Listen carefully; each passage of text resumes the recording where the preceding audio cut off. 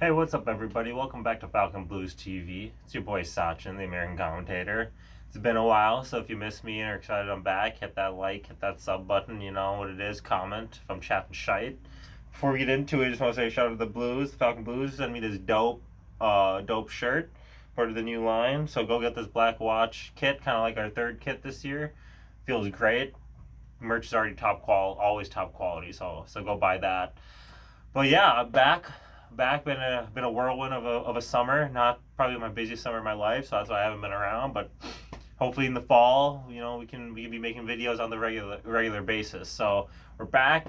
We just got the 1 point versus Leeds at Elland Road. Started off the season with a nice come from behind win against Southampton, and I guess beating Southampton's not for everybody, right, Man United? Man United should have lost too. Armstrong should have buried that one in like the 85th minute. But anyways, let's get straight into it, shall we? Starting with, let's not get straight into it. I'm jumping the gun. Let's first start with the biggest news of them all. We have an ex-Copite as manager, and I know Dave for the Falcon Blues hates Benitez, and you know I was on that train of thought too. But 2 matches in, 4 points. You have a style, and I think it would be the most Everton thing to have a manager, that managed Liverpool, ex-Copite, calls it a small club, fans hate him, be our best manager in 30 or so odd years, maybe since Howard Kendall. That would be the most Everton thing to happen. And after 2 matches, I think it very well could be the case because we we actually look like we've been coached. We have tactics versus where we were under the snake, who couldn't even beat 10-man Levante and have to fight back for a draw. But I think that would be the most Everton thing to happen, and I won't be complaining. Doesn't matter me at this point. Doesn't matter who gets us a silverware.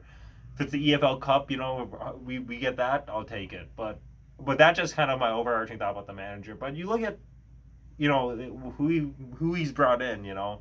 Townsend, Demarai Gray.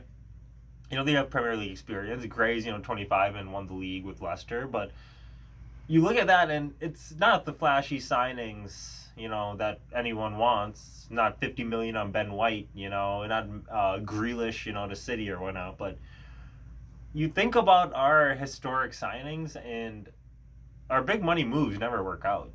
Trenk was at 30 million or 25 million. Balassi was 30 million. Gilfy obviously was our record signing. The only one that's really worked out was Richarlison, but you look at we plucked Dom from Sheffield United. Ghana was from a relegated Villa team. So there's everyone loves the big transfer fee and the hype and the pundits, but the media are fucking clueless. They don't know shit.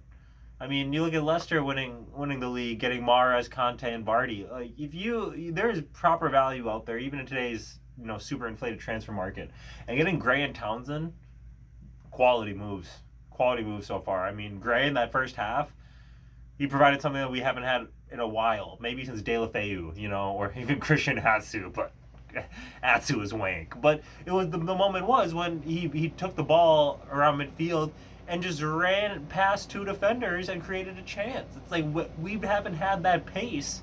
Maybe since Lukaku, because Lukaku is the only player we've had in recent times who could run at a player. A la Chelsea in the FA Cup, before we lost to United. But I was very impressed by how quickly those two have come in. And Townsend's a leader. We all know that. Townsend's got a wand of a left foot.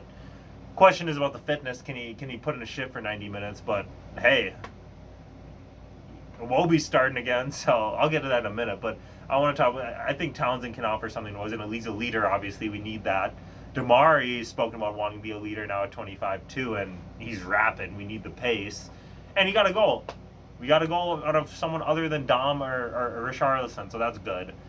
But then I think they'll be two quality signings for us, and I don't think we need Leon Bailey or a big money move like that. It's just the only thing we need glaringly is a right back and potentially a new center half if we can bin off Holgate or Keno. But we'll get all of this in a minute. I just wanted to shower some praise on our two new signings because they've fit in very well in my opinion. But then let's go back. Let's go over the match. That's what we're here for, match review. That's kind of my overarching thoughts about where we've been in the summer. So let's get straight into it. The lineup, go again with 4-4-2. Iwobi over Townsend. And I don't know, I'm sure most of you guys watched that video the club put out about who the most skillful player in training is, and I know I was surprised to see 80% of the squad see Alex Iwobi. I mean, someone last year said on Twitter that Alex Iwobi plays like he's trying to make a 60-second Instagram video, and to me that was the most adept analogy I've ever heard about Alex Iwobi, because he's got the flair, he's got the technical ability. It's the other stuff that's been letting him down as a footballer. And with someone like Benitez, I mean, everyone knew that Carlo didn't coach anybody, but with Benitez and how much of an opposite figure he is in that regard, oh my goodness, I think if Iwobi cannot become a player under Benitez, bin him off. I mean, I know most of us would bin him off right now, but I genuinely believe that Benitez will improve every player in the squad. At this point, from what I've seen, I mean, every player, Doucouré was a beast for his last season, and now look at what he's doing for us too as a proper box-to-box midfielder. I don't think he's the first proper box-to-box midfielder we've got since Ross Barkley. I mean, can't name one. And then you have Alain, who in this system of two looks absolutely boss. Let's shower some praise on him. Came for the rat state for the club. You know, unlike James, who knows what he's going to do. Let's not even comment on that one. But that midfield, too, I tweeted about it after the first match. I mean, miles clear of what a midfield three of Devo, Gomez, and Sig would offer, you know, in terms of not only the ground covered, but the passing. The passing is forward. It's progressive. There's actually a strength of tactics about it versus, oh, we're just going to dick around and play it back or play it sideways. No. You see people driving forward, Alain driving forward. Not Alain as much, but Doucouré has been certainly driving forward. So, early days, 2 matches in, I know. Both Alain and Doucouré got hurt last year, so, you know, they have some injury issues, but let's hope that they stay fit, because you look at the bench. Gabaman made the bench against Leeds, but no Devo, no Gomez. I mean, it's a little worrying about kind of thin on there. And then obviously Delfo came on. A stupid player he is. Almost gives away a pen at the last second. Oh my God, he's a literal brain dead footballer. And then he has the audacity to point that shit on Insta, thanking the Leeds fans of the reception. Never thanked us. Honestly, he probably shouldn't thank us because we abuse him, but he deserves it in my opinion. Being an anti-vaxxer nonce, but neither here nor there. But I mean, that's an issue. That's my point I'm trying to get at. That's an issue when, you know, the midfield, the two in the starting midfield are quality.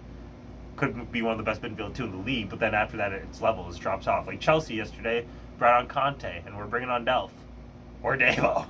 I mean, the real wild card here is Gabaman, but I still think that, you know, we have some more business to do in the transfer window.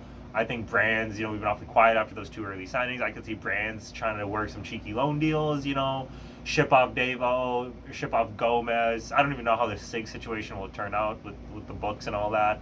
But I mean, we get one more midfielder like an Anguissa, a Basuma type. Anguissa is obviously a lot easier because he plays for Fulham. But, you know, that's a very scary midfield all of a sudden, you know, if you can get an Anguissa type lad. And then you get a right back, and hey, as long as you don't put Godfrey there. Because Godfrey needs to play center half with Mina. Godfrey. Because I don't know what happened to Keno, but you put the crowds back in the stadium, and that lad doesn't know left from right, up or down, or where the hell the ball is, so he needs to go. It's sad that we just offered him a 5-year contract, but he's utterly clueless. Mina, on the other hand, hand him a new 5-year contract. Antics versus Bamford. Oh my gosh. You can take him out of South America, but you can't take the South American out of Yeri. Oh, that one instance where he was on the ground and got smoked and then almost killed Bamford made my whole day. That was well worth it. But I mean, other than the defense, which was due to individual mistakes in my opinion, and it's not like it's a systemic error, like, you know, we're losing every, you know, set piece, or, you know, we can't win the second balls or something. It comes down to just individual mistakes. At least that's positive in the sense that it's an individual mistake and not systemic, like, you know, Chelsea's first goal versus Arsenal when Reece James was in 1,000 miles of space and, you know, they just got exposed. But it's also worrying that we have these center halves and they can't play at this level. So, Godfrey, stay isolated, man. We need you, because taking 4 points out of our first 6 with 3 defensive mistakes, I'd say it's pretty good not having our first 2 choice center backs on the pitch. But I mean, you look at everything else top to bottom, and there's clear improvement. Clear improvement. There's no way to argue that, and makes me excited. Genuinely makes me excited. Leeds away is a tough place to play. You know, the first time the fans have been there in like 17 years because they're a tin pot club. But we go in there, you know, we were off the back foot from the start, but you get that pen, DCL, great pen, slots at home, and then, you know, we're trying to see the game out, but I don't blame us until Keno fucks up. But then second half, give us credit, straight away on the front foot, and then, you know, Damari off I think Doucouré assist even at that, so he's got a goal and assist to his name now. You know, gets what we thought the winner was, but unfortunately not. But the big storyline on after the match was, you know, Dom and those 2 chances. The one where he almost megged Meslier off the right in the box, and then the other one where Wobie played a peach of a ball, and Dom had a one-on-one. And I mean, you have a top center forward a la Lukaku. I mean, Kane, even Aguero. I mean, yeah, obviously you're going to probably bury all 3, well, at least 2, if not all 3, including the pen. But we don't. He's playing for Everton, not playing for City, not playing for Chelsea, you know. And if he did bury all those chances, he would have had 30 goals last season, and he would have been snatched up. So, should he have buried one? Probably. Is it the end of the world? Like everyone on Twitter makes it out to be? No. The improvement's there. You know, he's still 23. Give him faith. He loves playing for the club, as you can tell. Don't slag him off. Show the support. It's 2 matches in, 4 out of 6. Yeah, we could have had 6. Probably should have had 6. But these aren't the matches that are going to make or break our season. It's going to be the home matches versus Norwich in a few weeks, I think mid-September. Those matches, you know, versus the home match versus Arsenal, because they're relegation fodder this year, you know. The ones where we lost to last year against like Sheffield. We lost to Burnley, excuse me, you know. Those type of matches, that's going to make or break your season when you need to pick up points, you know. And then So I'm not going to be losing too much sleep over only 1 point versus Leeds, because they're a solid team. Everyone knows that. At Ellen Road, it's a tough place to play. The desire was there. The response was there. The professionalism was there out of the team. I don't think we were scared of the fight. It's just, you know, that's how it goes in this sport. And so I'm pretty happy. We play Huddersfield tomorrow in the Cup. No, Dom, Richie, and Doucouré should not be anywhere near that. I would like to see Gbamin come back. Maybe Godfrey get a run out, you know. Some of the younger lads.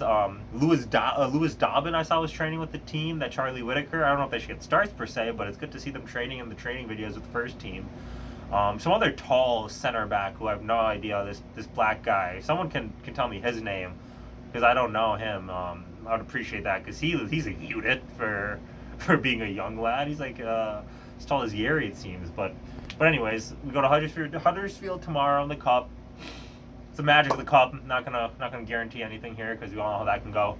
But then we go to Brighton away on Saturday, and Brighton, positive start for sure from them. But let's go and take those 3 points from the Seagulls. Let's do it. We should have taken their manager. We didn't. We're gonna go take their 3 points. And on that note, like you said, leave a thumbs up, hit that subscribe button, leave a comment. Up the fucking toffees, Colin Chong.